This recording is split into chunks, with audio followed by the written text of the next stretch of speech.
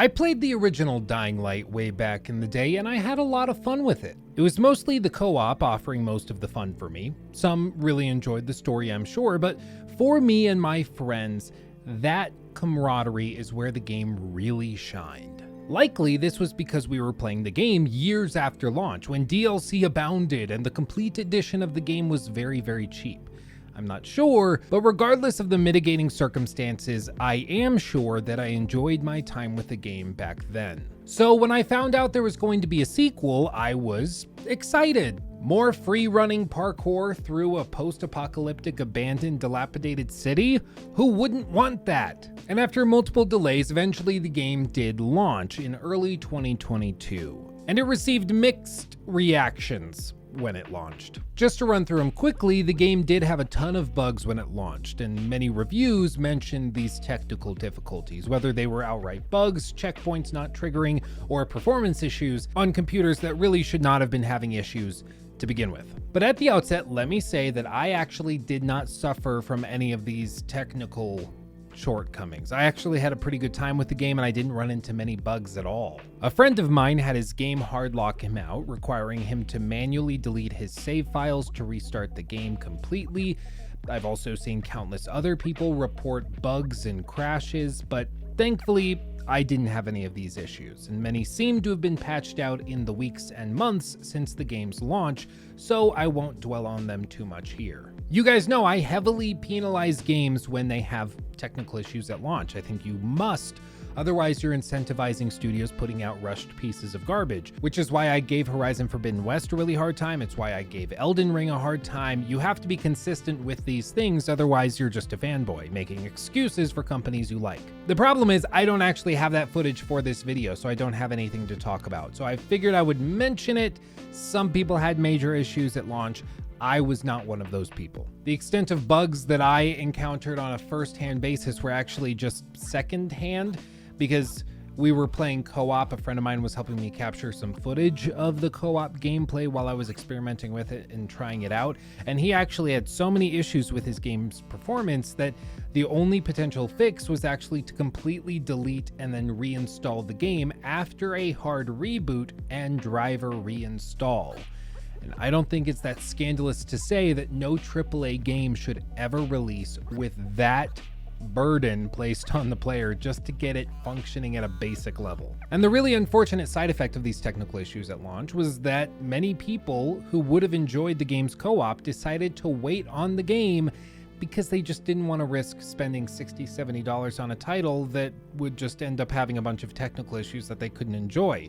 So a lot of people just passed on it and effectively waited for a sale that probably won't come soon enough because most players have just moved on. And I ran into this too. I had friends that I wanted to play co-op in this game with, and these same friends had played the original game with me and had a great time in that co-op system. But here, they just didn't want to risk it. But regardless, I decided to give it a try. So I booted up the game and was greeted with a familiar title screen. And it's here that we get into the nitty-gritty of Dying Light 2. Let's get into it. So, when we boot up the game, we are prompted with an interesting statement. The text reads, "Every choice will shape the future."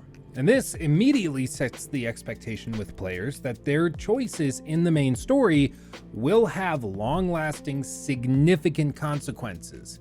This made me really excited. I was pumped. I was like, okay, yeah, a Dying Light with a branching story, RPG, decision, like, let's do this. I'm down. It ends up not really being true, but you know, at the start I was excited. We then get to select our desired difficulty and we have choices between easy, normal, or hard. With the easy option, you'll receive less damage and receive more items. Normal is the balanced mode between challenging and ease of engagement. Items are well hidden and require effort to find, but hard makes rare items way harder to find, resource management is key, and damage is greatly increased on the receiving end, though not on the giving end. What this basically means is that if you're playing on hard, you're going to be doing a lot of busy work, because a lot of these systems rely on the player going, collecting certain items, crafting healing items or different things they need to complete missions, and then repeating the process after they've run through that mission or retrieved the item they were seeking. On easy and normal, you're given enough of those crafting items that you don't actually need to do this, but on the harder difficulty, you will spend a lot of time running around looking for these small little items that spawn far less frequently. And it's kind of a bummer if I'm being completely honest. Difficulty in games is great, but I usually look for difficulty not in busy work and how well a player can juggle the minutiae of very, very small and complicated systems, but rather in the actual quality of the engagement. If you're fighting an enemy, they're hard because their movesets are varied and vast, and it's hard to keep track of what's going on, but skill can overcome that. Skill being the operative word there. With this difficulty setting, it often just feels like they're giving unfair boosts to enemies' damage, and then they are nerfing your ability to discover items that you need in order to actually engage with the game. Kind of sucks if I'm being real. But regardless, we select our difficulty option and begin the story. We open in 2036, 15 years after the fall of humanity. We are playing as a character named Aiden, a pilgrim who carries messages between large settlements of survivors of the virus that's caused the global destruction in which we'll be playing. And it's a good starting point for the character because it explains why they're able to do what they do. In order to be a pilgrim, you would have to be agile, capable in combat, frugal, and resourceful. This is so much better than when a game gives a nonsensical backstory to the main character like in Fallout 4 if you choose the female character who was simply a lawyer before the bombs fell. There's no reason for her to be able to use a gun or survive in the wastes, whereas the male lead character in Fallout 4 was a soldier and has a built-in justification for his capabilities and his shortcomings. It's a small detail, but shows that the writers wanted to justify the character's existence and powers, something that really helps with immersion for cynical pricks like me. During the opening sequence, we will free run through a tunnel as a bunch of zombies chase us, narrowly escaping as a man named Spike yells at you from a cliff nearby. He asks you to join him, and then you are put through the introductory sequence that serves as the tutorial section for the free running and basic melee combat. It's pretty simple, nothing too complicated, especially if you played the first game, but I will still insist that the button layout for controller by default is just odd. The right bumper for jump, it still sits in my head weird. Every time I pick up the controller to play the game, I have to force myself to realize it's right bumper is jump, it's not A. Calm down. I know it's stupid, maybe I just struggle with this type of thing, but it still bugs me. Once you meet up with Spike, he will guide you through a basic crafting tutorial as well, asking you to collect honey and chamomile. And it's here that you'll notice that the collecting animation is super generic and in no way reflects what you're actually collecting from wherever you're reaching to. I get it, not every game can be Red Dead Redemption 2 and have careful animations for skinning animals and reaching into different objects and placing them in a satchel with realistic leather physics. I get it. It still just looks super stupid to me. I will also point out that in this introductory section, I did come across some really bizarre running animations that seemed kind of screwed up, which most likely was just a technical issue considering I was playing this section really close to launch. It's not a great first impression if I'm being honest, but I have trouble calling this a bug or a major glitch. It's just kind of weird. Regardless, I think we could all agree this isn't functioning in the way that it's supposed to. Soon after you learn how to craft, you'll come up on a house that you start searching for supplies. A bunch of people threw a party here back in 2023 as everything was collapsing. Perhaps it's unreasonable of me, or maybe I'm just mistaken, but this building really doesn't look like it's been abandoned for over a decade. The condition is way too good. Food is still out on plates with flies actively hovering over top, the water damage is minimal, and the furniture all looks to be in pretty good shape. Until I recently went full-time on YouTube and Twitch, I was actually working professionally as a commercial real estate broker, and I sold apartment buildings in all different conditions, some really good, some downright terrible, some that had been abandoned for extended period of times with squatters staying in them, you name it, I probably saw it. One time I even sold a 6-unit apartment building that had been abandoned for some length of time between 18 months and 3 years. The owner didn't know. Sidebar, can you imagine owning like a $700,000 building and just being like, oh, I don't know if people have been renting or staying there for a few years. I have no idea. I have no clue. Like, you got to be pretty loaded to be that careless. But that apartment building looked to be in about the same condition as this house is, though all of the food, all of the crap that was lying around that flies could have infested was long gone. Obviously, we could point to this being a mansion that likely was built better than your average apartment building. Perhaps there are environmental differences in the weather, but my point is that my anecdotal experience would suggest that this house is in too good of shape. Now, maybe people were living in this house until much more recently, and all of these remnants are from later survivors, but if that's the case, I never heard any dialogue communicating this. And if that were the case, why would all of the decorations from the party still be up? Surely later survivors would have at least done a little to fortify this place and removed some of the party decorations, but just doesn't make sense. Furthermore, in the next room over and out on the patio, you can find the decomposing bodies of all of the party goers. They're all sitting or laying exactly where they died. The only reasonable inference is that these people threw a party to celebrate the end of the world, but not in a campy way, but rather in a literal way. You see, they all came together in this beautiful house celebrating life, or at least what was left of it. And then they all went out on their own terms in a Jonestown-esque send-off. The pill bottles laying around basically prove this point. All of a sudden, everything you see around the house makes perfect sense. The decorations are still up because nobody was left to clean them up. The signage out on the patio reads "End of the World Party" and "Welcome to the Last Party." It really was their last party. And judging from how hopeless their situation must have seemed, you can't really pass moral judgment on these people. They went out on their terms in the face of total calamity instead of slowly being picked off one by one, starving, or being infected themselves. It's a somber moment, and it really does a good job of setting the tone for the game. I really liked this part. This is also the first time you'll really notice the music and the sound design. The gentle silence clearly communicates the emotion and tone of the scene.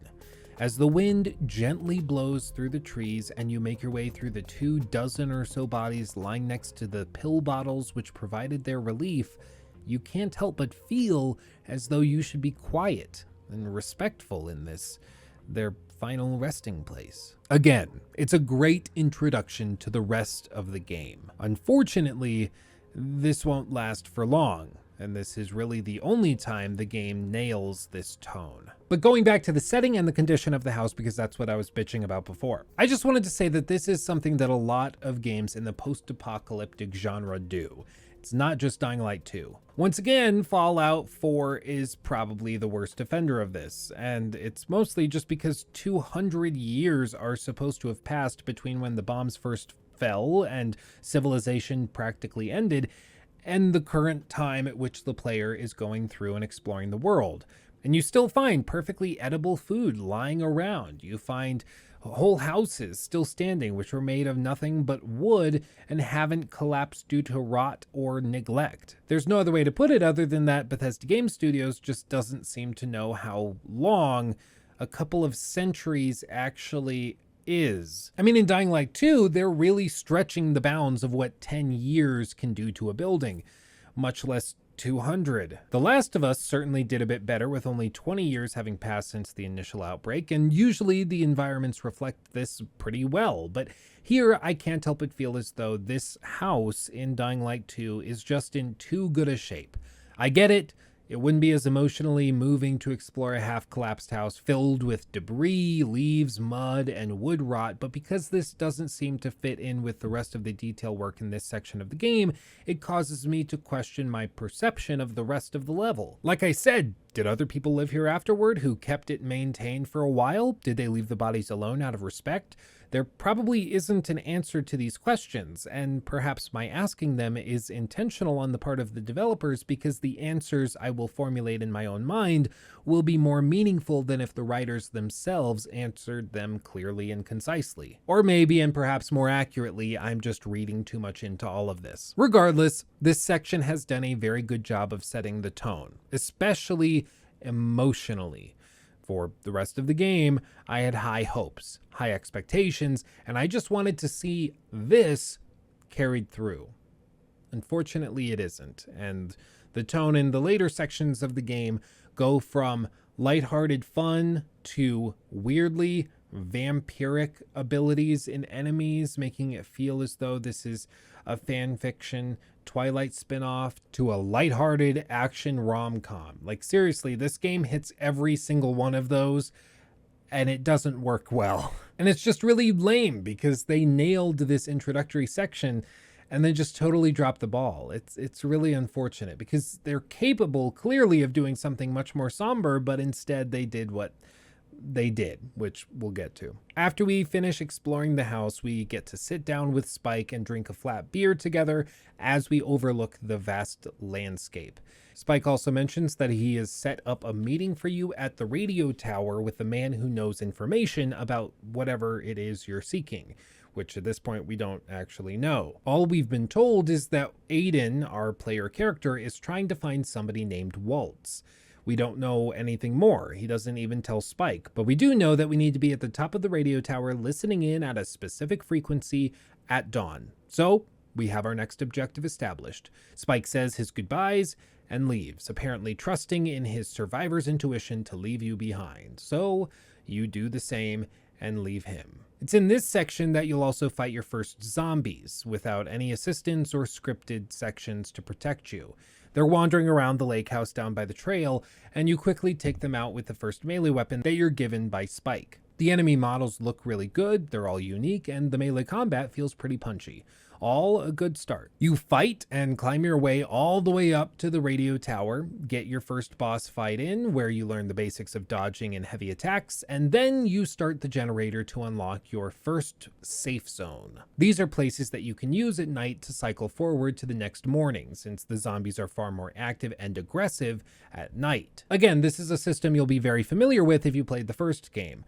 Sometimes it's worth going out at night because there are much better chances of dropping legendary or rare loot, and you also get a lot more XP for surviving at night. So going out there, it's a risk reward, but it's often a fun one. However, if you just want to roll over to the next day, play it safe, and not take any unnecessary risks, you can just come to these safe zones, rest, and it'll cycle forward. Each of these safe zones also gives you a respawn point and access to a stash where you can leave excess items and transfer them across the map without carrying them on your person. They also have large UV lights, which help to keep the creatures away. I will say these inventory boxes are now a staple of open world games, and they drive me absolutely crazy.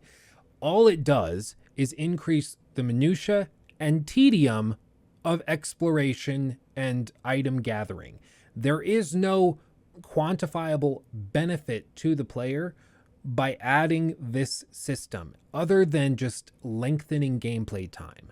I get it, you want to feel grounded, you want to have systems which are more realistic, so you pick up a bunch of big weapons, you can't carry them all. So we have a carrying weight, or we have a certain carrying capacity, so we put this stash system. I understand all that, but at the end of the day, the stash systems don't fix the problem of being realistic, because all they do is introduce a system which teleports items across the map regardless of where you are. Doesn't make any sense that you can drop off 100 pounds of weaponry or crafting items in this location and then go all the way over here and pick them up without any cost added or issue. It's really dumb to me because it doesn't actually fix the problem. It just replaces the problem, the narrative problem, with another narrative problem that also brings in and introduces many other issues, such as extreme tedium in the gameplay loop. Because what will happen is that players will go about the world finding things that they like and that they want to keep. So they will grab them up, keep them in their inventory until they reach a carrying capacity limit that forces them to go back to the stash. So then they go back to the stash, drop everything off, and then go back out in the world. So you're constantly bouncing as you explore the world back to that central point, like spokes on a wheel. And that sucks because what they should be doing is just encouraging players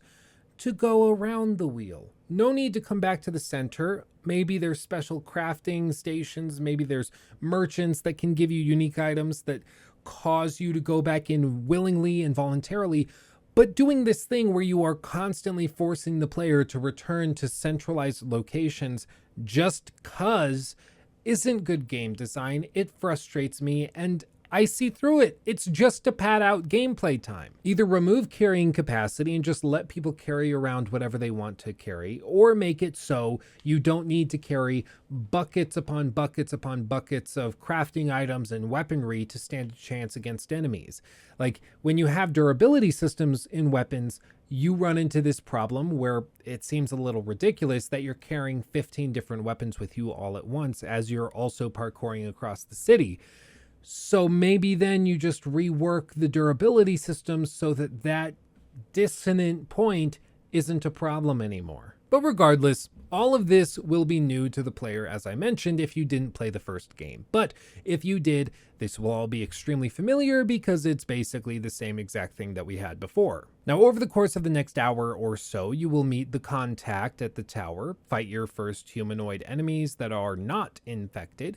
You'll encounter a brute zombie who bites you and be introduced to the main villain. And it's this character you've been seeking named Waltz. We don't know much about him at this point, but he seems to be in charge of a group called the Renegades. They're a sort of Mad Max-inspired tribe of crackheads and don't come off as particularly interesting. Their leader is looking for some sort of key that your contact has, but that contact gives it to you as he ushers you into the vents to escape. You then watch from your hiding place as your contact is killed while protecting you. And this happens repeatedly in the opening hours of the game. People will over and over and over again sacrifice their freaking lives to protect you for reasons. Like, cuz. And it's really weird. Now, in this particular case, this key that Waltz is looking for is very important. So he needs it. Apparently he's going to do bad things with it, which it turns out he will do bad things with it. So I can see why he'd be like, oh, this key, I need to get it out of here. You're my only opportunity for getting this out of here. So maybe that explains why he was basically willing to give his life to save yours and to distract the enemy long enough for you to get away. But still, it's odd. And it doesn't just happen here. It happens like 3 more times in the opening section of the game.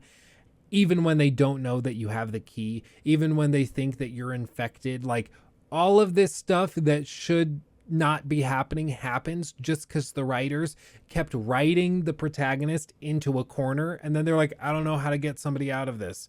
We'll have this character come and save them because they're nice. I don't know. It's really honestly quite bizarre. It was weird enough that I actually thought I was missing something, and I spend a good amount of time on forums and on Reddit trying to hunt down reasons for characters doing this type of thing, and most of them don't seem to have an actual justification other than maybe they're just nice people and they don't like to see people put to death because they're infected or because they're strangers. But that seems like a pretty lackluster answer, considering this is literally in a post-apocalyptic wasteland. Regardless, you'll escape out of the subway tunnels and leave Waltz in your dust. You're able to break into the city, at which point the civilians talk to each other and notice that you don't have a biomarker. This is apparently some sort of device you wear that indicates that you aren't currently infected or viral or significantly infected to the point where you are a danger. It's basically like the proof of vaccination card to be allowed to go into like a seniors bingo club.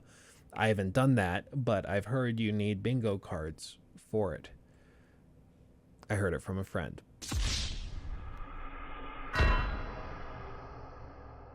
It's also at this point that you'll feel that you're starting to turn. You feel the effects from the bite that you suffered earlier, and it's at this point that if the player wasn't aware already that they are turning into a zombie, it'll probably be sent clear home now. The civilians grab you and realize that this is happening. So the market guards where you are immediately call for your execution and begin stringing you up. But once again, a good Samaritan just shows up to save your life for reasons. He ushers you away quickly, and when you ask who he is and why he's helping you, he refuses to answer. Again, the writers can't come up with an answer. Just don't tell the player. They don't need to know. Soon enough, he gets you back to his base of operations, and he's able to give you a shot that seems to hold off the infection, at least for now. He then takes you up on the roof and explains a little bit of what's going on, in addition to showing you the city in clear view for the first time. Those biomarkers that we mentioned earlier that you need to actually walk around inside the market and the city freely is effectively mandatory for anyone living here. They track the severity of infection in the wearer so that peacekeepers, a militaristic force that maintains order within the city, can quickly evaluate whether or not somebody is turning or has turned. According to your new friend, almost everybody in the city has one of these bracelets. They're extremely hard to get nowadays, so you can only really get one if you know the right people. And guess what? This random person who just saved your life for no comprehensible reason, he is one of the few people who has access to these biomarkers, and he can get you one. Now, why do we need biomarkers? Well, the reason is because Aiden, the player character, is trying to get into an area called the Fisheye, but no one's allowed in there without one of those bracelets, which once again establishes a long-term goal. Get the bracelet and get to the fisheye. Over the last hour or so, some dialogue has revealed a little bit more about Aiden, specifically his true motivations for needing to get to Waltz and needing to get to the fishbowl. And the reason is because in the fishbowl is likely where your sister is being housed, who you were separated from years ago. Aiden doesn't know for sure if she's still alive, but your contact, the very same one that gave his life for you, said that she was in fact still alive inside that building.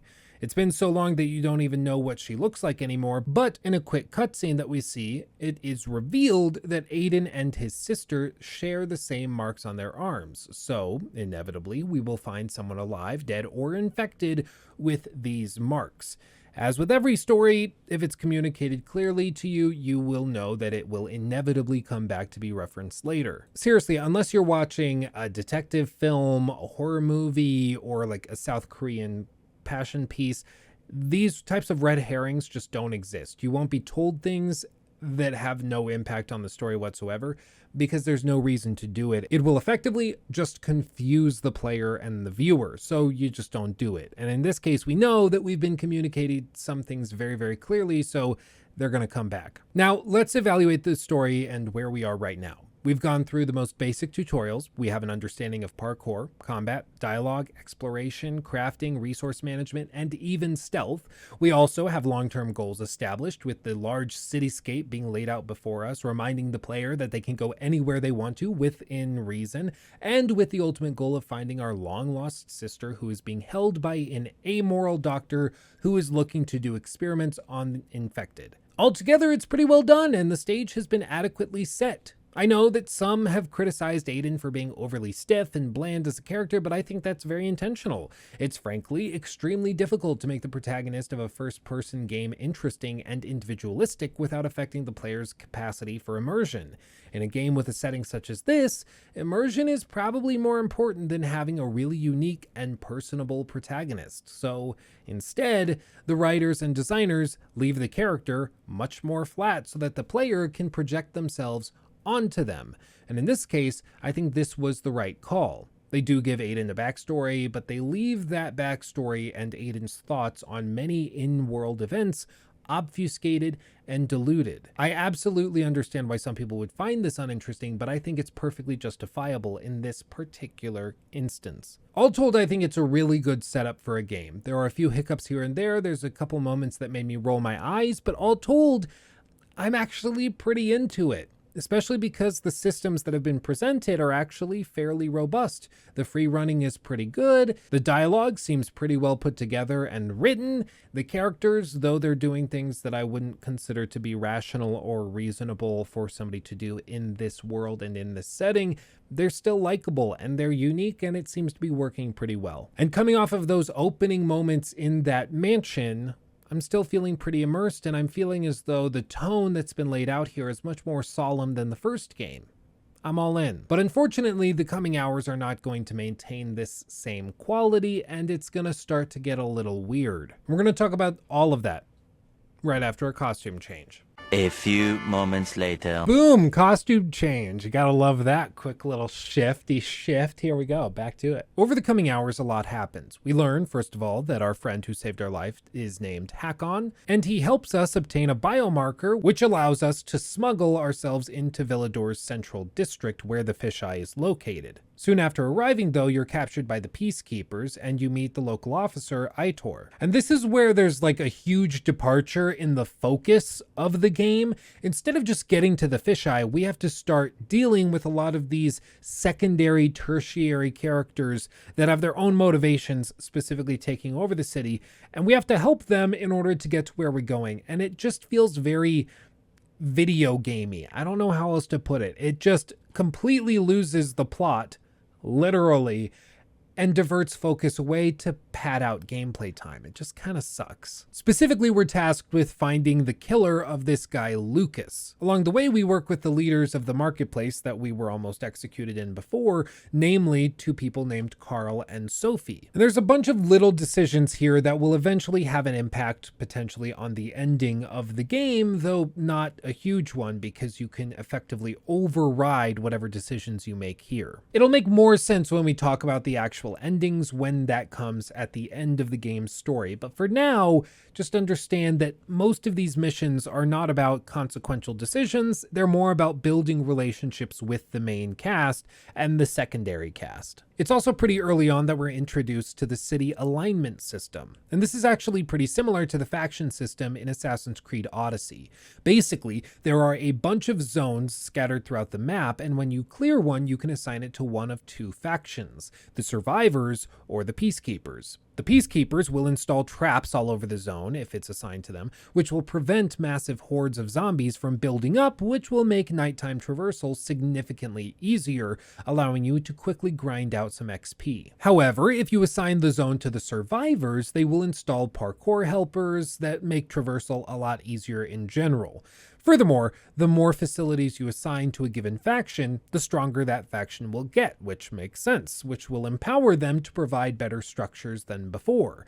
This is a really interesting concept, but in execution, it falls a bit flat because you'll be selecting and designating these zones as you play through the game, but it doesn't actually feel as dynamic as I think the developers intended. In large part, this is because it doesn't really feel as though you are the one making the changes in the city, probably because these traps and parkour assists are dynamically added into the game without you seeing them. You don't get to build them and you don't get to place them. It would be one thing if you used scrap that you collected throughout the map to craft different tools or zombie farming machines. At least then you would feel as though you were the one making the difference. But with this system, it just feels like the game will change some of the set dressing based on what you do. It doesn't actually feel quantifiably different from area to area. And this is all compounded by the issue I mentioned before, which might not initially seem like an issue. And that is specifically that the stronger that each faction gets, in other words, the more zones that they acquire and are assigned to,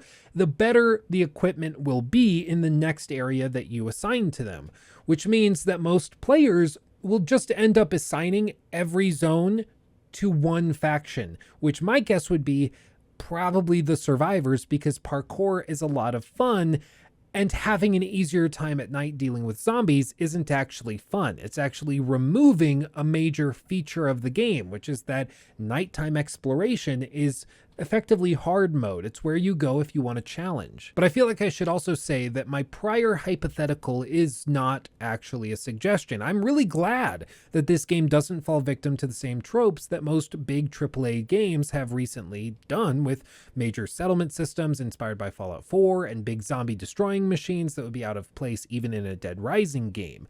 Furthermore, I really hate having to run around the map collecting bland and ubiquitous scrap to craft things when it could have been justified in the story that members of each community are collecting the scrap on my behalf, and perhaps it just takes in-game time to acquire those materials. One of the things I like about Dying Light is that it's relatively grounded as a series while it still gives you the access to the raw sort of fun that you get in more campy styles of zombie games. It's usually usually able to strike a pretty good balance. And so while this city alignment system doesn't feel fully fleshed out, it's a welcome addition, though in my mind, it doesn't really add anything. In effect, it's just a wash. It doesn't really add anything. It doesn't really detract from the game's experience.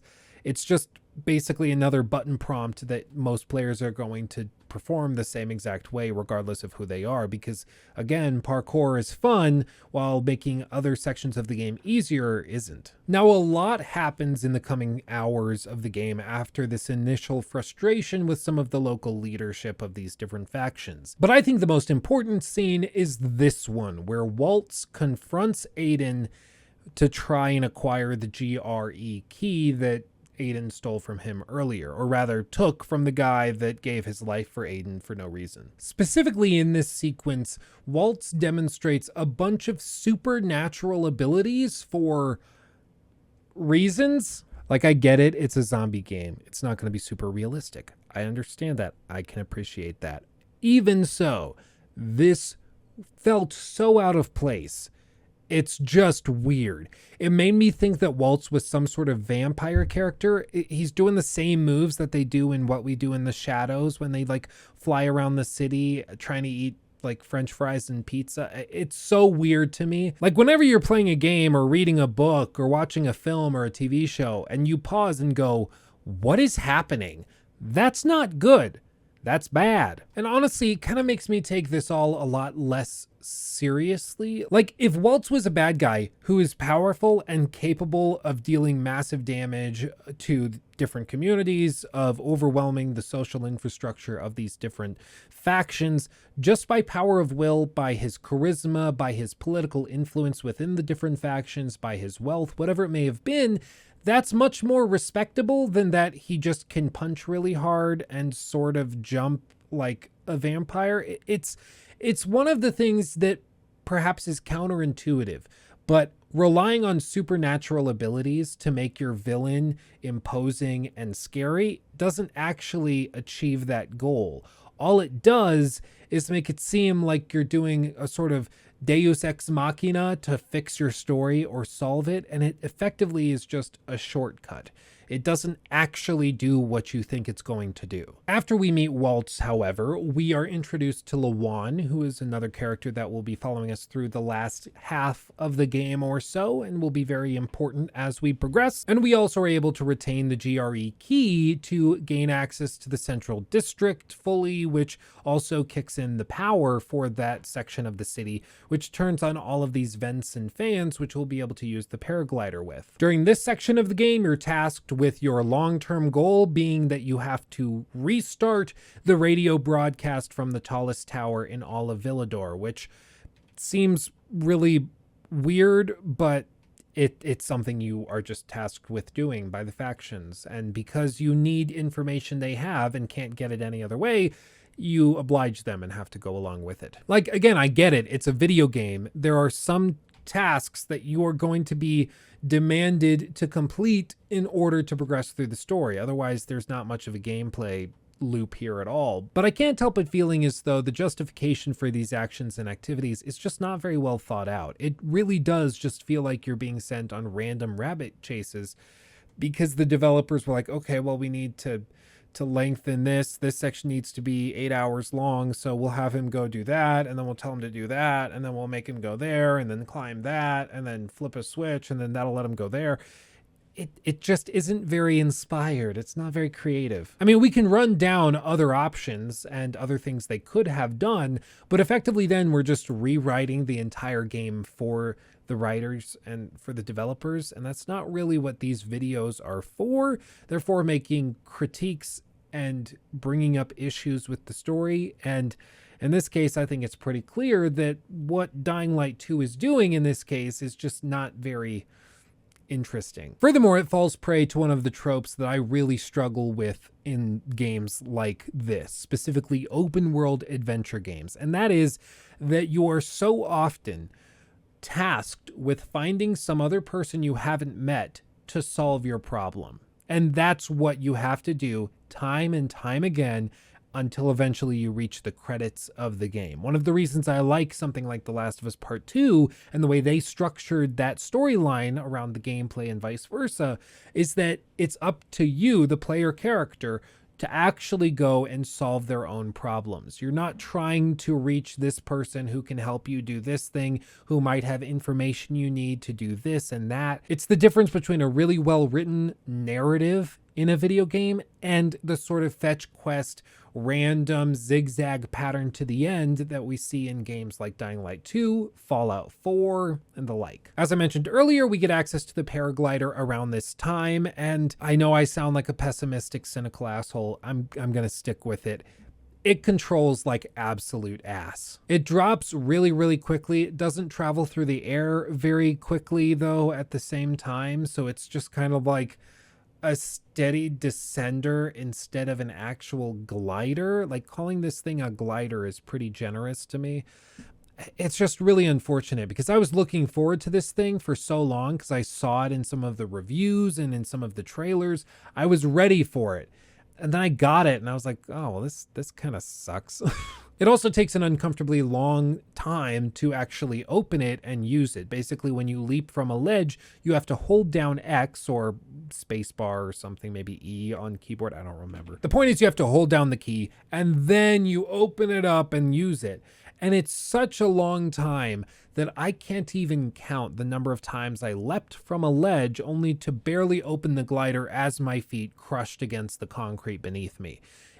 It's just not as smooth as it should be. As I've said before, perception is often more important than reality, especially when we're critiquing a player's experience in a game. If a player thinks that something is wrong, something's wrong. If a player thinks they've encountered a bug, it's a bug. Whether or not it's a bug or a feature, it's kind of lost at that point. It doesn't matter because the player's interpretation of their experience is that something's off and something's wrong, and you need to take that seriously. But regardless, hours and hours later, after many tedious missions, fetch quests, and bloat, after turning on the radio tower at the top of the tallest peak of the map and assigning the broadcast abilities to one of the two factions, we finally arrive at the conclusion of the game. Aiden confronts Waltz, his former torturer, who reveals the obligatory plot twist, and that is that Mia, the one who Aiden is convinced is his sister and that all of his flashbacks have been about and that he's been pursuing this whole time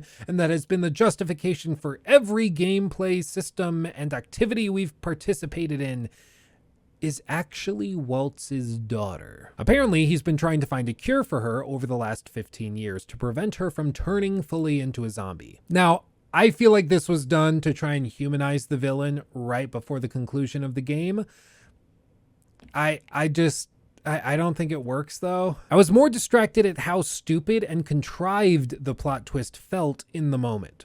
Listen, I'm okay with having a plot twist at the end of a story that calls everything into question. In fact, I love it. There's nothing quite like going through a story with one opinion of the character, only to have that opinion totally overturned since they've been humanized. Hashtag The Last of Us Part 2. But that humanization takes time. Why do you think half of The Last of Us Part 2 was spent doing that with Abby? You can't just come in, say a couple lines of dialogue, and expect the players to fall in love with this new character or to be like, I don't know, guys, I think they're onto something. I think they're the good guys. Like, it's not gonna happen. You gotta take some time to do it. I mean, hell, even with The Last of Us Part 2, a lot of players that got through the whole game didn't think Naughty Dog had pulled it off by the end. They still were like, well, I get that Abby is like somewhat likable and has a personality trait, friends, family, blah, blah, blah, but still, F this girl because she killed Joel. I don't care. I just don't like her. And that's okay. It's not easy to turn opinions around even over the course of like 12 to 15 hours of gameplay and narrative beats. So it's definitely not going to happen in the span of about 30 seconds over the course of like 2 sentences. In the case of Dying Light 2, I just feel like this was something drummed up by the writers towards the end of the story's writing. As far as I can recall, there aren't any major signifiers that this is the case prior to the reveal, making it feel as though it comes out of left field entirely. Perhaps there are lines of dialogue spoken, plot points established, and relationships shown, which would suggest that this was the case all along, but as far as I can remember, it's not the case. And even if there is dialogue or other things in the story that would signal this plot twist ahead of time, the fact that I can't remember any of them, I think shows that the execution of those signifiers was quite poor. I mean, I take pretty extensive notes while playing through these games, and I don't have anything during my run through of the story that made me pause and consider whether or not Waltz had a more interesting relationship with one of these characters than previously suggested. It just didn't happen. But regardless of how bizarre this reveal is, the ending fight is established and the scene is set. You see, Waltz needed to get to the X-13 facility to try and save Mia, who doesn't have much time left. I know, quite convenient that she's about to die at the exact moment that the final boss fight happens, but we're just going to move past that. The problem is that Waltz needed to restore power to the facility in order to continue the treatment of his daughter. And when he turned the facility's power back on, it reinstated and reinitiated a failsafe protocol that would effectively launch a plethora of missiles at the city of Villador, destroying everything and killing everyone. No doubt, it would certainly prove devastating for the city and would likely kill every single person there. As I just mentioned, this plot twist with Waltz feels contrived, and I think that this is the reason that they came up with it. You see, Waltz could shut the power back down for the facility and prevent the missiles from destroying the city, but he doesn't want to do that because it would likely result in Mia's death. She doesn't have long, and this is probably his last chance to save her. Effectively, his choice is between the city and his daughter. So he's choosing his daughter. So now it kind of makes sense that the writers wrote themselves into this corner. They set up the stage up in this way where Waltz was going to do this, and then the missiles were going to set to launch, but then he has the choice between turning the missiles off, because we have to have the player have an option to turn the missiles off to save the city. So we are placed in this spot. Oh, we'll make it so he's actually trying to save his daughter, and then you're really questioning whether or not he's actually a really bad guy. But it doesn't work. And I think the problem is that players are just simply not given enough time to process it, like I mentioned before. Likely, players are still thinking of Waltz the way that they've been thinking about him for the entire story. And that is that he's a big bad guy who does bad stuff because he's a bad vampire dude. Listen, you've spent the entire game trying to save the same girl that he is trying to save. But this reveal simply doesn't have enough time to simmer and render with the audience.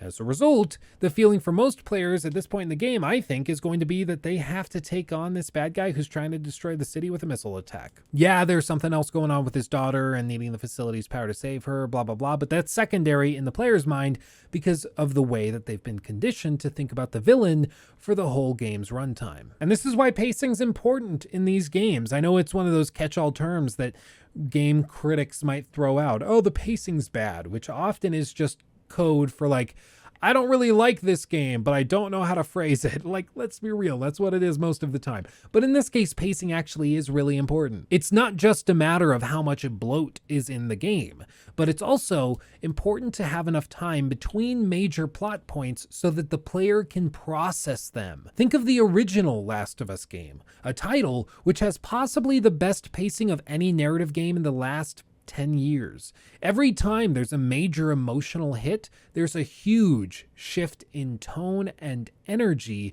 that resets the player's emotional compass. When Joel's daughter dies in the first few minutes of the game, you're given a montage of the fall of society, and then Joel wakes up in an empty bedroom alone.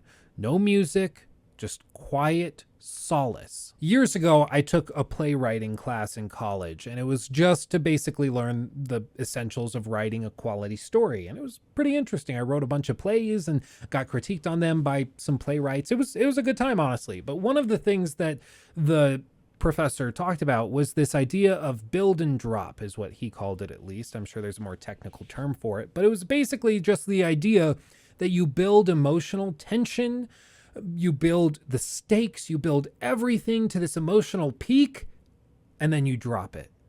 And then you let the audience just take it in and think about it and process it. Because after you have this really intense moment, once you go silent, There might be things happening on stage. There might be things happening on screen if it's a video game or a TV show or a movie.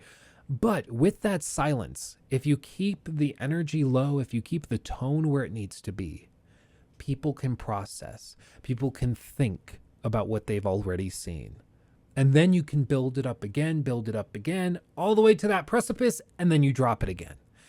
And that's the really quality pace that you'll notice in some of the most well-written and well-crafted stories that you can certainly think of. And in fact, now that I've mentioned it and you're thinking about some of the big movies that you like to watch and enjoy, chances are this type of technique is implemented in them, whether you're looking at the new Batman movie or something like I, Tonya. No joke, I love I, Tonya. It's a tremendous movie. Like, good God, if you haven't seen I, Tonya, watch it. It's hilarious and also phenomenally well performed and written. It is so good and a true story. But regardless, you have your fight with Waltz. It's a big boss fight in a large arena that's perfectly fine.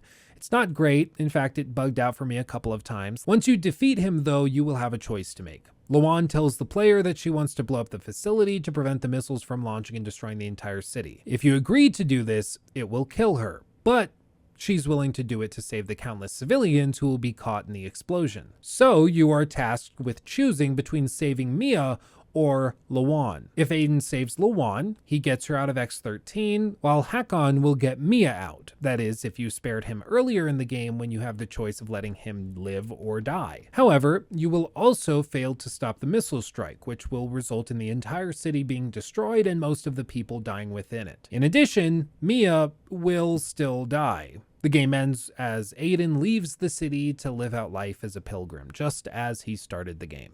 Now, if Aiden decides to save Mia, Hakon saves Lawan. Again, only if you spared him earlier, otherwise she just dies. And then Aiden gets Mia out on time. The facility is destroyed in the explosion that's set off and the city is saved.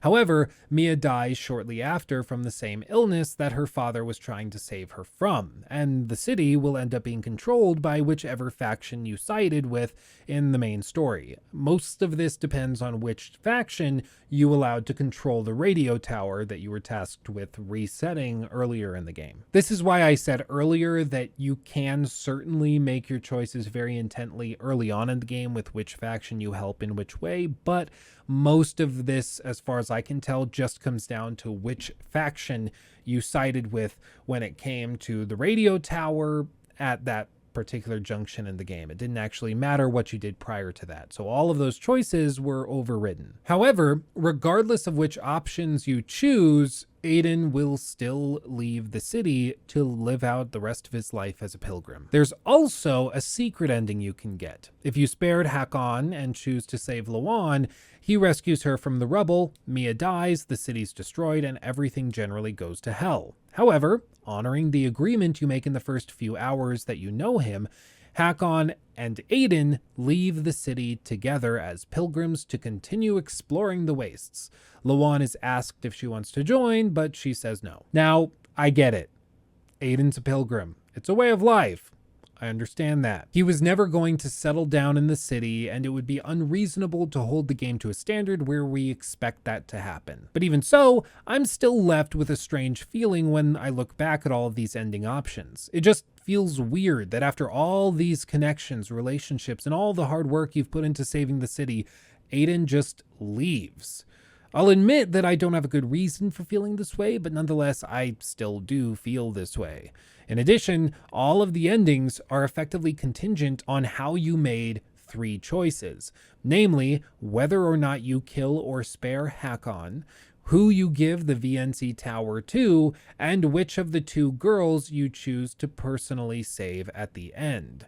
These are all big choices, don't get me wrong, but I still can't help but feel a little underwhelmed at the end of this. No matter what you do, Mia will still die. Your one overarching goal for the entire game, that is, to save the girl you believe is your sister, cannot be achieved no matter how hard you try, how hard or well you play, or what decisions you make. It's ultimately frivolous.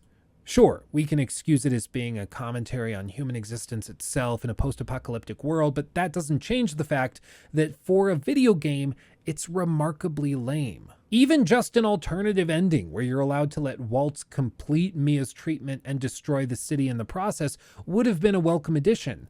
But as far as I could tell, the extent of the player's ability to achieve that ending is constrained to roleplay. You just let Waltz kill you and then you close down the game and move on, having sacrificed yourself so that the person who you believe is your sister can live. At least then the player would have some choice in how Aiden's driving goal is achieved or abandoned, but at the end of the day, it really doesn't matter. We can nitpick branching endings in a video game all we want, but it really doesn't achieve anything at the end of the day. Like, at all. What does matter is the player's feeling after completing an experience that takes dozens of hours and lots of blood, sweat, and tears. And in speaking for myself, I felt underwhelmed, and as though this mission I had been embarking on for these aforementioned dozens of hours was all for nothing. No matter what I did, I will end up leaving the city alone, unless I choose a very specific set of options that damns the entire city and all of its civilians to death.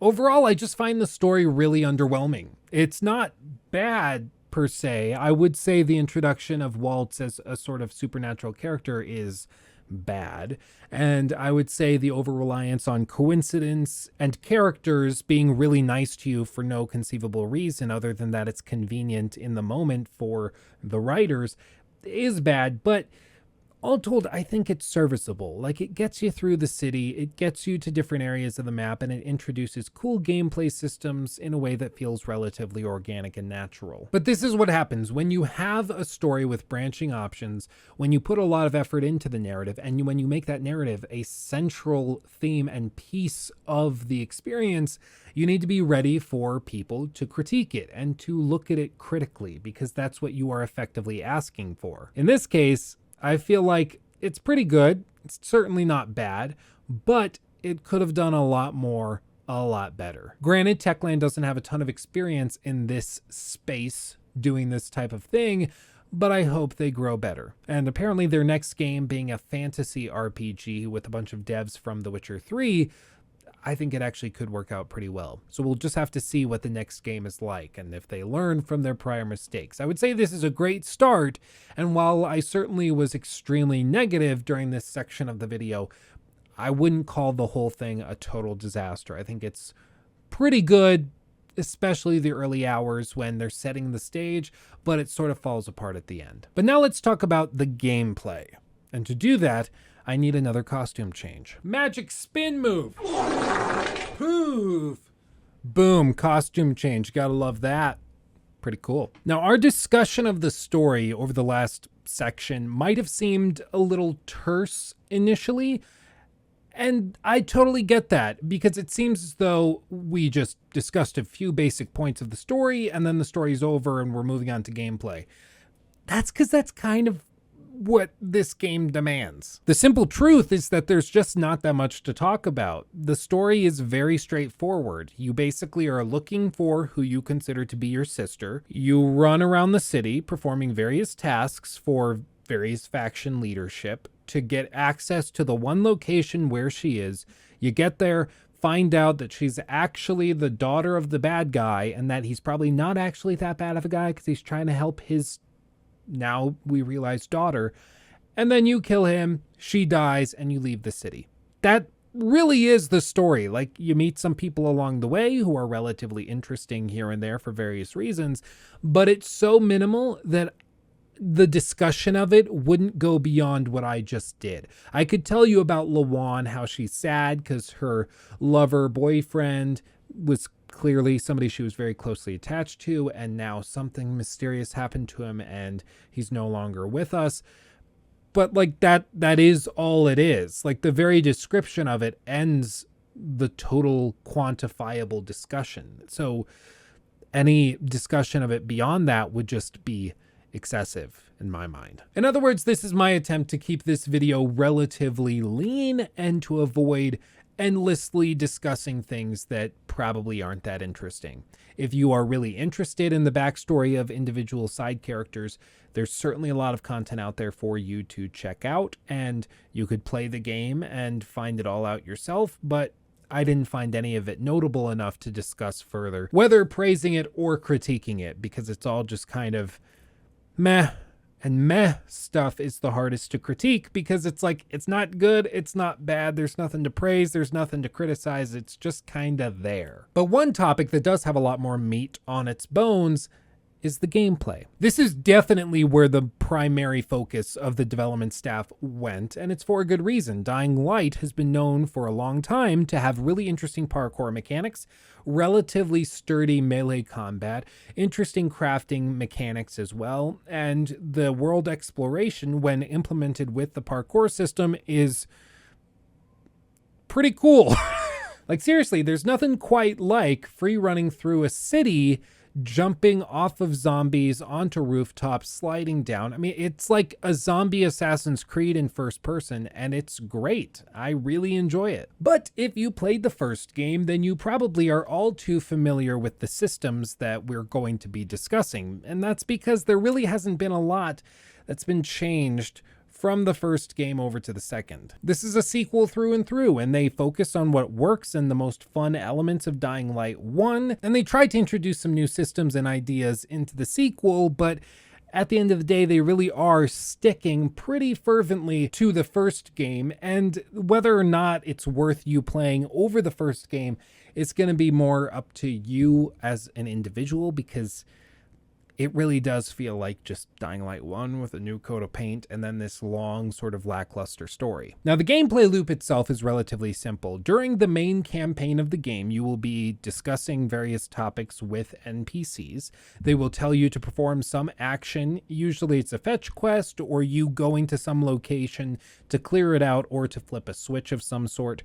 So you'll do that, return to the NPC after some big combat encounter or escape sequence where you are tasked with free running through a very complicated structure, and then the process repeats. And it's not bad. Don't get me wrong. I think this is perfectly serviceable. But one of the most frustrating things coming off of the first game is that a lot of the mechanics you will have grown to know and love after playing that game are locked behind skill trees. And I guess I should clarify, it's not really a skill tree, it's more of a skill branch, because everybody's going to end up in the same exact loadout by the end of the game with all of the same abilities. So calling it a skill tree, which implies that you can go down different branches and find a different route specific to your playstyle, it doesn't really apply here because everybody will end up in the same location. And the unfortunate reality is that this also prevents co-op from feeling really coherent and cohesive, because different players will have different abilities unlocked depending on where they are in the story, because so many abilities are locked behind story beats, not just skill checks and skill levels. For example, the aforementioned glider, it's locked behind a specific story beat with Lawan. If you haven't gotten to that story beat, you don't have the glider. So if you're playing co-op with somebody who has the glider and they're floating and bouncing around the city, you're going to be left behind and you're going to end up with a very disjointed cooperative experience because of it. Now, perhaps there is an option to bring everybody's abilities down to the same level that I just happened to miss while experimenting with the co-op, or maybe this is just how it is, and if you don't have the ability, you're just out of luck. In fact, this is what it was like in the first game. For example, I remember all of my friends doing this drop kick move, which was super overpowered in the first game. You could drop kick zombies from a very far distance and they would just go flying. You could kick them off buildings and bridges. It was great. But that was locked behind a specific level check. So if you didn't have that unlocked, you just couldn't use it. Thankfully, it was a pretty low level. It was like 4 or something. So it wasn't that hard to get to, but it still made you feel like you were a second-class citizen compared to all of your friends. This time around, there are very important parkour mechanics and abilities that are locked behind these skill checks. The glider is one of them, but there's also other abilities such as improved stamina, allowing you to climb up higher and farther, the ability to vault off of zombies, and other moves such as the double jump, which isn't really a double jump, it's just kind of like a longer single jump, and many other abilities as well. Now, granted, this only really is egregiously obvious in co-op when players' skill levels are disjointed and not exactly at the same point. But it's also very obvious if you've played the first game and then you come into the sequel expecting to be able to use similar moves, or at least most of the same moves you used in the first game, and you'll realize that you have to grind through a relatively boring story in order to unlock those movesets. It's just kind of frustrating. Like, every sequel has to deal with this, right? Like, you have abilities in the original game that players are familiar with. So for the sequel, you want to introduce new abilities and not force the player to just relearn everything they already know, because that's just going to end up being boring. It's the same reason why it wouldn't be that interesting to have every single Batman video game retell the origin story of Batman. It's like, we know, we're familiar, you don't need to go over it again. We're very familiarized with this. But in a gameplay context, it would be something like God of War 2018, where Kratos learns to use the Blades of Chaos all over again. It wouldn't make sense for them to lock that out of the player's grasp in the sequel, only to have it be another unlockable checkpoint a quarter of the way through the story. Like, I get it, if he wants to put the blades away and only rip them out when he really needs them, like was the case in the first game, that makes sense narratively and I'm okay with that. But to have it be just another checkpoint in a skill tree doesn't really make sense. Or we could point out an example like Spider-Man Miles Morales, where Spider-Man 2017 was really, really good, really crisp, had tons of abilities, tons of different things you could do. For the sequel spin-off that they wanted to do with Miles Morales, they wanted to introduce new abilities and systems as well, but they needed to retain the same movesets and abilities from the original game, so it didn't feel like you were just playing a reskinned version of it, and like you were growing with Spider-Man, with Miles Morales, and your experience was evolving as well. It's just frustrating to have all of these movesets, abilities, and to have in your brain the idea that you can perform some action such as a big pole vault or vaulting off of a zombie onto a roof of a car and then onto the building, only to realize that you haven't reached that checkpoint yet and you haven't unlocked that ability. Now, transitioning to gear. This time around, like the first game, there's tons of different options, tons of different effects that each piece can have, and it all seems pretty specialized. But unfortunately, at least through the main run of the game, I never felt as though it was truly impactful. You can have weapons with fire effects, shock effects, all sorts of different things that they can dish out on enemies, but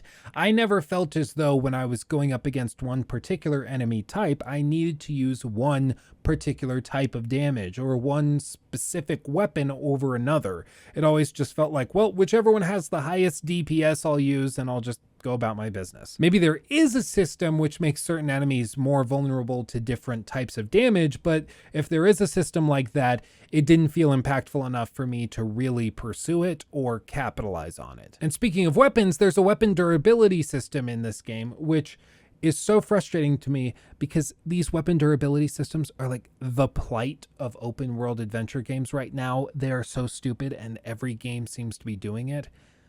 Drives me crazy. Like, this is subjective and I get why they do it. It encourages further exploration so that as you run out of weapons because they break down, you have to continue exploring to find new ones to replace the ones that just broke. And in some cases, this can actually be a good thing that encourages exploration, but a lot of the time, if it's not implemented well, it just ends up being more tedious than anything. I would say probably the best example of a game that's done this recently is Breath of the Wild. And I say best because it's kind of the best of a bunch of crap. I don't think this is generally a good design practice, but I think because Breath of the Wild did it and was still such a good game, so many other studios since have tried to implement it and make it a focal point of the gameplay design, completely missing the point that Breath of the Wild wasn't good because of the weapon degradation system. It was good in spite of the weapon degradation system. Because what inevitably happens is the player will have a swath of different weapons that they can choose from for any given encounter. They have various durability ratings, so some of them can withstand more damage output than others. But what will happen is the highest damage weapons, the ones that are most rare and valuable to the player, they will sit in your inventory indefinitely because you don't want to break them in case you're about to hit some really difficult encounter. So you just end up hoarding high-level weapons and churning through low-level ones, which forces you to go back to low-level areas or to mid-level areas to grind out more disposable weapons while preserving and retaining the really high-power ones for big encounters when you feel like you'll need them. And I just don't think that's very fun or satisfying. I think it's much better to have a few weapons which the player really cares about and grows to know, understand, and appreciate, and then give the player the ability to either upgrade them or to repair them using items that they find out in the world while exploring. I think that's a much better option. One of the games that's done weapon degradation much better would be something like Red Dead Redemption 2. It's hard to say what they did in that game is directly analogous to what Breath of the Wild did, but it's still relatively similar. You see, the weapons degrade and have condition ratings, but that doesn't necessarily mean that the gun will fully break and be unusable. You'll still be able to use it, but certain stats like its damage output, its accuracy will all be depleted. And in this case, the game compares it to being clean. So you clean the weapon, in effect, repairing the durability of it, making it perform the way that it should. I think a system like that is much better than just having a ton of different weapons that all can break for various reasons. And in the case of Dying Light 2, it's unnecessarily complicated how this system works and how you can get around weapon degradation or repair your weapons in any given instance. You see, players can repair their weapons, but it's pretty bizarre. You see, you can only repair a weapon for as many times as it has mod slots. 1 slot, you can repair it once. 2 slots, twice, etc. Specifically, you need to apply a modifier to that weapon in that slot that has the repair modification ability, which will add 50 durability back onto the weapon, in effect repairing it. Now, in addition, there is a grip modification you can apply to certain weapons that's called reinforcement. And this thing, at least at launch, was supposed to be the solution to durability, at least if players wanted to avoid the durability draining on a weapon that they really care about. So they added this grip mod called reinforcement, which will reduce by 10% the depletion of durability on a weapon. And this particular modification has 10 different levels, allowing you to technically go up to 10 out of 10, which would be 100% depletion prevention. But it doesn't actually completely prevent depletion because it still reduces. And all of the research I did through various forums and Twitter posts shows that even when you have this modification fully leveled out, it still reduces durability just really slowly. So it sort of does the job, but not actually how it should. And maybe this has been fixed in a patch or something since I wrote this section of the script and I just haven't caught on to it. So maybe this isn't a problem, but at launch and in the months following launch, this was still in the game, not fixed. Whether it's a problem or not, I don't know. Maybe it's a bug, maybe it's a feature, who can tell? Now, there's also something called the Korek charm, which in order to use it, you need to find the blueprint for it so that you can craft it. This thing is found in a very obscure location near the top of the VNC tower, so it's going to be a late game item for most players. Once crafted, this thing adds 500 durability to whatever weapon it's applied to. Pretty powerful. And because you can craft this pretty much on the fly, you can just throw it on weapons as they get fully depleted in really difficult combat encounters, which totally changes the pace of combat and weapon swaps and the whole thing. It just totally changes it. So like, this is literally a game changer. Now, if all of this sounds pretty convoluted and complicated, it's because it is. I mean, for most players, my guess would be that they'll throw some modifications on weapons, and then once the weapon depletes in durability even further, instead of unequipping mods and then trying to swap things out, applying the Korek charm blueprint and making everything maxed out, I think most players are probably just going to dump the weapon and then look for a new one. And that's just because of how complicated they made this. Like, if it was just simply, oh, you can repair the weapon using these items, okay, players will understand that. That's pretty simple. If it was just go to this shop in town, in the marketplace, in the bazaar, and you can repair the weapon fully from there, and that's how you repair weapons. It's not this plus all these different systems. It's just, this is how it's done. I just think they made it so overly complicated in this case. It didn't have to be this complicated, and all it will do is cause players to disconnect. Like, whenever you add a gameplay system, you have to ask yourself, okay, why? Why? Whenever you have a new step the player has to complete to accomplish some objective, you are introducing friction, and that friction has to be justified, because if it isn't, it's just going to lead to players feeling like they are being tasked with tedium for sake of padding out gameplay time or making things overly complicated. And in this case, I really don't know why they had to tie weapon durability and repairs to these modifications. It just isn't necessary. Like, you can have modifications and then you can have weapon repairs and durability completely separate. They don't need to be intertwined. I just don't get why they had to do this. It just doesn't make sense to me. But enough complaining about that. I think I've made it pretty clear that I just think that this is overly tedious and complicated.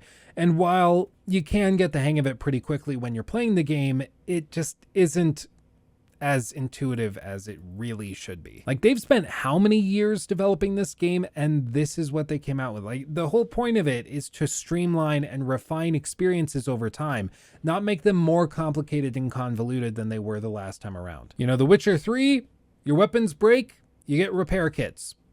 Pretty simple, straightforward, easy. There's a repair system where you can go to blacksmiths, makes sense, and have them repair stuff, or you use these repair kits, and that's it. Easy peasy, nothing too complicated. You don't have to apply a bunch of different gems and things which repair the sword over time and do it. Like, that's just overly complicated. Just keep it simple, streamlined, easy. Now, one thing I did really like in Dying Light 2 that I did not really expect to see or to enjoy were the side quests. Like, they've actually put a good amount of effort into the side content and the various tasks and chores you can complete for people around the map.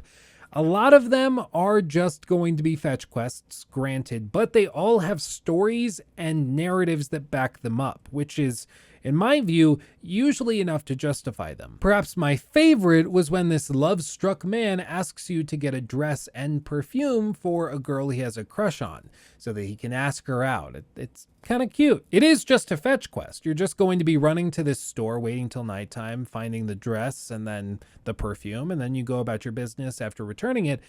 But it was fun. It was cute, and there was a story that made it unique. You know, it's not the Preston Garvey, which, can we just appreciate that? It's such a weird name. Like, say it out loud right now. Like, pause the video, or don't pause it. Just say Preston Garvey. Even just like move your mouth to the Preston Garvey. Like, you know what I'm talking about, this guy. How about the settlement problem? Another settlement needs our help. I'll mark it on your map. Preston Garvey. What a weird name. It just sounds weird as I say it. But anyway, like, these side quests, the point is, these side quests are not Preston Garvey demanding, you know, a settlement needs your help, where it's all just dynamic, never ending, isn't interesting or unique. These actually have some heart and soul and thought put into them that make them individualistic, and I think that's a good thing. But all this would be for naught if the core loop mechanic, which is exploration and free running, weren't good. And I have to say, it's actually pretty well done. It takes a little getting used to, especially because the jump button is going to be routed to right bumper by default if you're playing on controller, which for me always caused my brain a little frustration for the first 15 minutes of gameplay or so.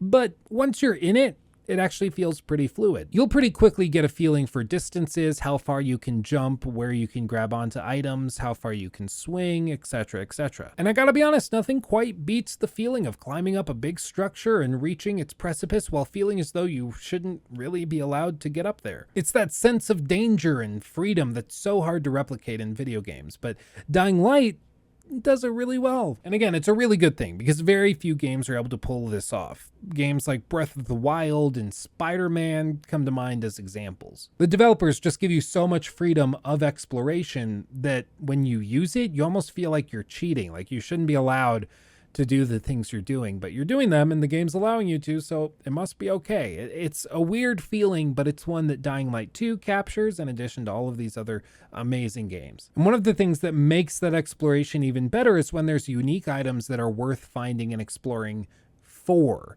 Otherwise, you're just kind of running around the city for no real reason, which was one of my frustrations with Spider-Man 2017. If you recall, when that game came out, I actually had a lot of problems with it because the extent of the justification for exploring beyond just simply for its own sake, because swinging was fun, were like backpacks and little collectibles that I didn't find particularly worthwhile collecting. One of the reasons Elden Ring works so well as an open world is because there's so many objects and items out there in that world that are worth having. You feel justified in exploring. In Dying Light 2, there's also really cool, interesting things to find, such as the Korek charm that we discussed just a few minutes ago, or many other charms that have blueprints out there, weapon modification blueprints, you name it, it's out there. You just gotta explore and look. I will say at times it felt as though they were hidden intentionally difficult. Like it wasn't a natural discovery process. It was almost like you had to climb a building and then look in the most obscure location possible to find certain objects. It's a small distinction between like the open world design of something like Red Dead Redemption 2, where things are hidden in a naturalistic way, versus this case where it feels like they were hidden by a game developer. It's a small distinction, but it's one that I think is important to note. Now, we touched on co-op for a brief moment earlier when discussing different abilities that certain players might have compared to their friends, and I want to delve into it a little bit more here. Now, in my mind, this is where the original game truly excelled. This is where I spent most of my time with the game, playing with my friends back in the day, and it kept the game going for years and years after launch, bringing in new players to the community, such as myself. It really helps build a community, and it keeps a game alive for years after it launches. A lot of people would probably have left Dying Light dying in a corner if they couldn't play it with their friends years after launch. And I gotta say, in the sequel, it's actually a surprisingly smooth experience. Considering this is a lot more complicated to get working than just the base game, especially with the free running systems, I was expecting it to be a bit of a shit show if I'm being honest, but it was actually really solid. We played for extended periods of time without any drops or major hitches, at least as far as co-op is concerned. As I mentioned at the top, my buddy Caleb, he was running into some technical issues with the game's performance on his end, but he had that happen whether he was in single player or co-op. It always happened when he booted up the game, so it wasn't really something that I would attribute to the co-op. And it works pretty much the way you would expect. If you're going through story sequences, the party leader will take charge and their progress will be carried through. But party members will be able to vote for various dialogue options, which is kind of fun. Also, players who reach objectives first can give others the ability to teleport to their location. It's certainly convenient when working through the story, but I will admit it can be cheesed heavily when doing nighttime runs for XP, allowing you to basically get out of trouble quickly. And I will say it's definitely not written, the main story that is, to be played through co-op. It's written for a single player experience. So if you are thinking of going through the whole game with a friend, I would probably hazard against it, just because there's a lot of cutscenes where it's clear they're talking to one person. It's never done in a way that leaves it open to possibly discussing to multiple people. If that bothers you, it's going to drive you crazy. If it doesn't, you probably won't mind. But I think the most fun I had with co-op was doing these nighttime runs with friends. This is what we had the most fun doing back in the day with the original game, and so I wanted to test it. I wanted to get to a level 4 out of 4 chase at night and see how crazy hectic it got. Because I remember being chased by all sorts of brutes and it being incredibly difficult to keep up with all of the zombies chasing us. You're always just an inch from death. It was one of the most exhilarating zombie video game experiences I had ever had back when I was playing this with friends in the original. Unfortunately, it just never felt as though these level 4 out of 4 chases were anywhere near as exciting as I remembered them being in the original. I mean, right now on screen, we'll put up some gameplay of the original game and the night gameplay with hordes and chases. Even looking back at this footage, it seems pretty clear to me that one is way more hectic and crazy than the other. Maybe it's my rose-tinted glasses, maybe it's just nostalgia, I don't know, but I never really felt as though the sequel nailed the chaos of these night sequences quite like the original did. Yes, zombies chase you. Yes, they hurl projectiles at you. Yes, they attack you and they will kill you if they grab you. But for whatever reason, it just didn't feel as hectic or as fun as it did in the first game. Even with the glider, grappling hook, and abilities like the drop kick and wall run, it's just not very fun running away from the infected in this one. I think it's probably because the gameplay is focused on parkour, and in these chase sequences, there's just not many infected that challenge the player in that way. They may be potent in melee combat if they grab a hold of you. Some of them have ranged attacks and some can run faster than others, but none of them can really do much of anything to compete with your glider, for example, or your grappling hook, or the various free running assisting gadgets sprinkled throughout the map, especially after you assign them to the various factions that we discussed earlier. Now, perhaps you're supposed to have this advantage over the infected, especially since it grows more extreme as the game goes on and as you level up. But I would say whether or not it's intended, it still just isn't very fun. And no, playing on harder difficulties doesn't actually fix this. It just makes it so if you're caught, you'll die in one hit instead of 3 or 4 hits. It doesn't actually make traversal any more difficult or the process of running away from the zombies any more difficult. I think if they added a hardcore parkour mode, that could do it. Basically just a difficulty setting that would change how the parkour system actually works. So for example, you need much tighter timings when you jump on certain ledges. If you don't hit it at the right angle or within a much smaller range, then you'll slip off. Things like that would actually increase the skill needed to traverse the map. Now, of course, this is certainly subjective. Let's be real. For some, the fact that the free running is easy by the end of the game will be a good thing, a hard-earned perk to finishing the campaign. But for others, like me, it just makes the end game and co-op post-story bland and too easy. Now, I'm sure a lot of this can be improved with DLC and expansions that come later on. I'm not sure if they've announced plans to do any sort of notable DLC or expansions, but I'm sure you could address a lot of this in those.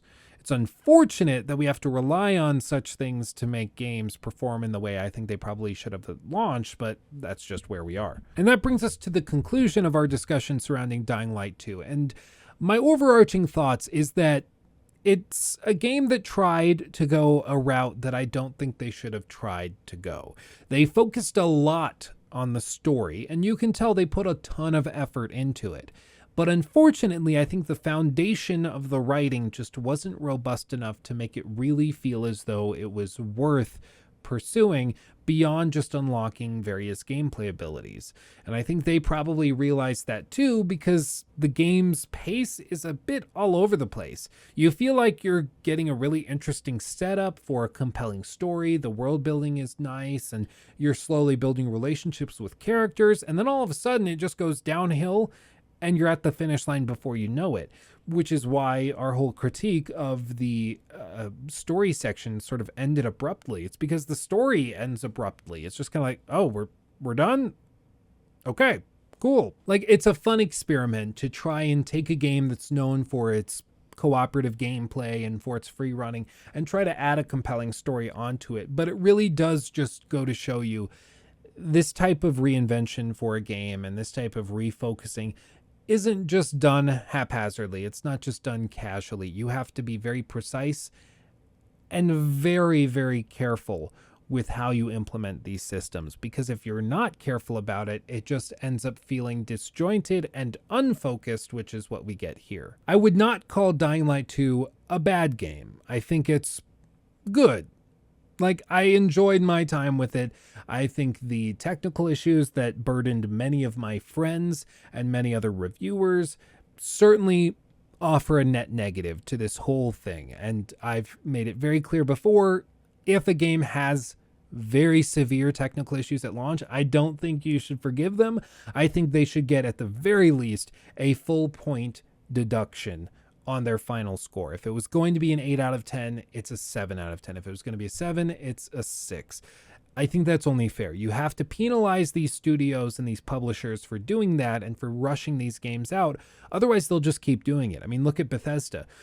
Bethesda Game Studios, for like 20 years, was putting out games that were broken and buggy at launch, and it was endearing. People used to say, well, that's Bethesda for you. It's like, no, they're selling you a broken pile of garbage and hoping you fix it through mods. Like, that's just not cool, and we shouldn't put up with it. And thankfully now it seems like most players aren't putting up with it anymore, but I would just encourage us to continue holding publishers and developers' feet to the fire, because if a publisher can get away with putting out a rushed piece of crap and still making millions of dollars, they're gonna do it. because why wouldn't they?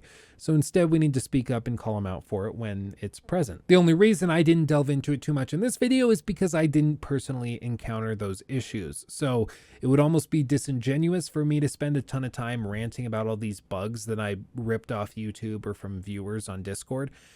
So instead, I'm just going to mention that they were there and that it's serious. I just happen to be very lucky and not encounter many of them. As for whether or not this game is going to keep up with its predecessor in terms of long-term support and player base, I really don't know.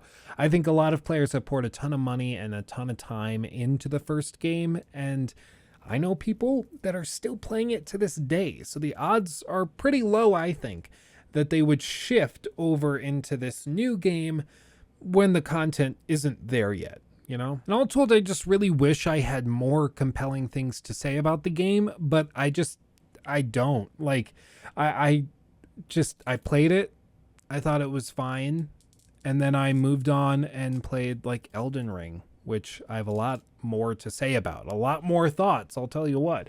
So I'm just kind of left here feeling somewhat apathetic. You know, like the game's not bad, but it's not great. It's good enough to be justified as a sequel. But if I'm recommending zombie games, if I'm recommending co-op games, I think it's pretty unlikely that I'll throw out Dying Light 2 as a solid option. There's so much friction. There's so much bloat. There's so much unneeded dialogue. There's just so much stuff in here that feels sort of thrown together without much forethought and without much consideration for whether or not it should be there, that I'm left just thinking that there's other better games to be playing nowadays. But I'll leave it there. Let me know what you think of Dying Light 2 if you've played it, and if you haven't played it, let me know if after watching all of this you feel compelled to give it a shot. My guess is probably not. But with that, thank you for watching. If you enjoyed the video, hit the like button, subscribe for new videos. Like I said, we got a big one for Elden Ring on the way, fast approaching. Horizon Forbidden West is also getting a critique, in addition to Halo Infinite and a bunch of other titles that I've been working on for the last 6 months or so. We're finally getting around to making the critiques. Yay, everybody. But that's it for me. Much love. I'll see you in the next one. Bye-bye.